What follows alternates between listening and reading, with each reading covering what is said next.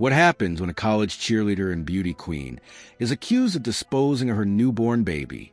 The call didn't come from her. That's the first thing that shifts the ground. A third-party phones at 10:30 a.m., points officers to an off-campus apartment, and sets up the moment everyone in the room will remember later. Inside a closet, a black trash bag, a towel, and a truth that isn't ready to be quiet. Officers note the infant felt cold to the touch. That phrase pulls people toward conclusions. Hours went by, guilt-tripping and intent. But with newborns, time moves differently.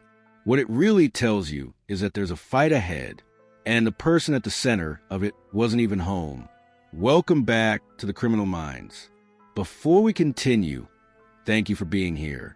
If you want more deep dives like this, hit subscribe. It's free, but for us it's real support and motivation to keep going. I appreciate you.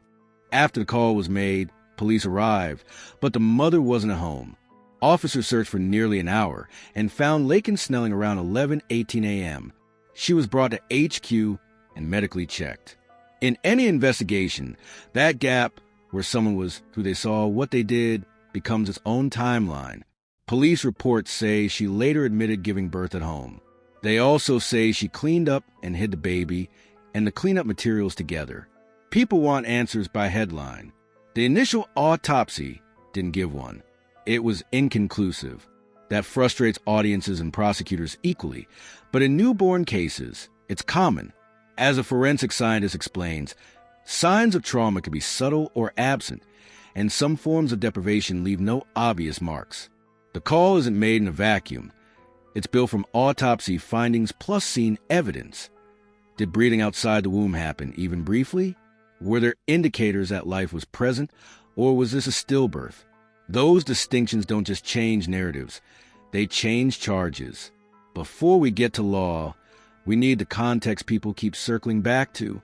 Weeks earlier, she's on the mat, part Wildcat stunt cheer, posted in a clip 4 months before this. The campus page still shows her photo. Around June, the feed goes quiet.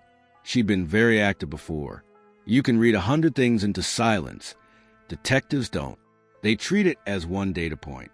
The question is whether any purchases, searches, or messages point to awareness of pregnancy or plans around it. According to the document, Snelling acknowledged giving birth at home and trying to clean up, placing the baby and the items used for cleanup in the bag later found in the closet. There's no murder or manslaughter charge at this time. The medical examiner is still working. Meanwhile, scene logic takes over. Investigators look at what's in the bag, how dry items are, the room temperature, and even the pattern of fluids. They ask where the cord was, whether any attempt was made to summon help, and when. In cases like this, small details keep courtrooms busy. A towel that's damp or dry. A surface that says this happened here instead of there. None of it is cinematic. All of it is consequential. Another thread runs alongside all of this. Who the father is, and why that matters. Police are trying to identify the father. An ex-boyfriend, Isaiah Hall, has already given a DNA sample. Results can take weeks. Reporting also points to a more recent boyfriend, Connor Jordan. None of that confirms paternity, but it can explain behavior, establish timelines, or surface additional evidence if someone else was present or involved. A former classmate's Daily Mail interview paints a harsh portrait. Bullying claims, even an alleged Jeep incident. But those are unverified here, and they don't prove anything. On paper, the charges are abuse of a corpse, tampering, and concealing the birth of an infant. She's pleaded not guilty, posted $100,000 bond, and is on house arrest without an ankle monitor. September 26th is her court date. If future testing shows live birth and post-birth actions that meet specific elements, prosecutors could reevaluate. If not, the file stays where it sits. Forensic voices emphasize patience. Initial inconclusive doesn't equal no answer. It means more work. What does that work look like? It looks like physics and biology arguing with assumptions.